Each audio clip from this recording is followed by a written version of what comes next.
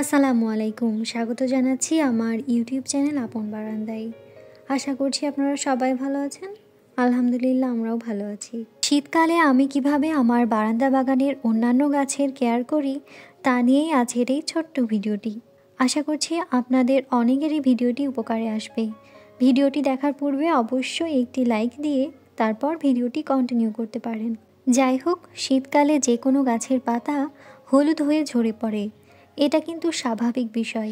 কেন হলুদ হয়ে ঝরে পড়ে তা নিয়ে অলরেডি আমার এই চ্যানেল কিন্তু ভিডিও আপলোড করাই আছে, আপনারা চাইলে সেই ভিডিওটা দেখে নিতে পারেন।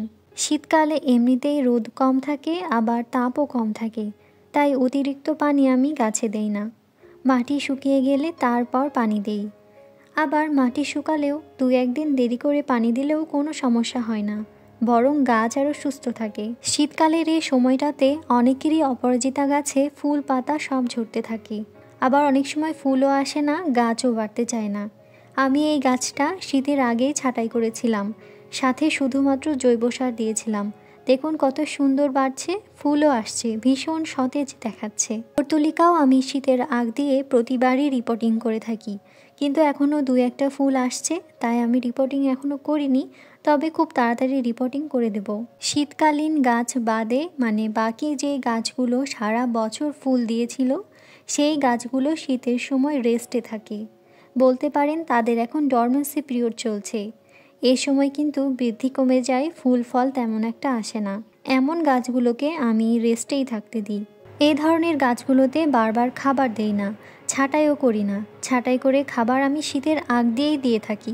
অতিরিক্ত শীতে সার আমি ব্যবহার করি না, যেমন অ্যাডেনিয়াম, কাঠগোলাপ, ইনডোর প্ল্যান্ট, বেলি, রঙ্গন, ট্রাম্পেট ভাইন ইত্যাদি গাছে এখন শুধু রোদ আর পানির ব্যবস্থাটুকুই করি।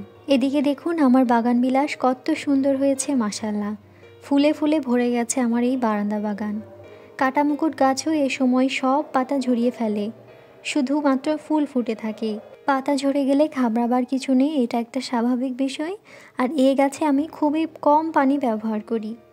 আর এদিকে আমার অলকানন্দা গাছটি বর্ষায় প্রচুর ফুল দিয়েছিল, তাই শীতের পূর্বে আমি ছাঁটাই করে খাবার দিয়ে দিয়েছিলাম।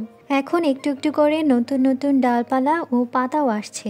এই গাছগুলো ডিসেম্বর জানুয়ারিতে আমি তেমন কোনো বিশেষ পরিচর্যাও করব না, ওদেরকে রেস্টেই থাকতে দেব।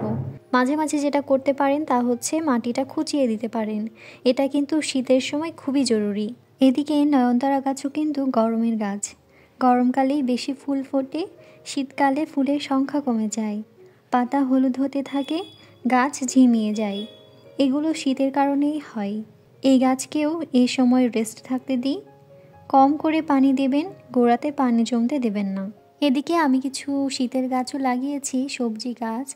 এই গাছের আপডেট আমি ইনশাল্লাহ এর পরের কোনো এক ভিডিওতে শেয়ার করব। আমি জানি না এখন পর্যন্ত আপনারা আমার ভিডিওটি দেখছেন কি না, এই ভিডিওটা থেকে আপনাদের কোনো উপকার আসবে কি না। তো যদি ভিডিওটা ভালো লেগে থাকে তাহলে অবশ্যই লাইক, কমেন্ট এবং শেয়ার করতে পারেন। আর যদি ভিডিওটি ভালো লেগে যায় তাহলে অবশ্যই আমার চ্যানেলটি সাবস্ক্রাইবও করতে পারেন।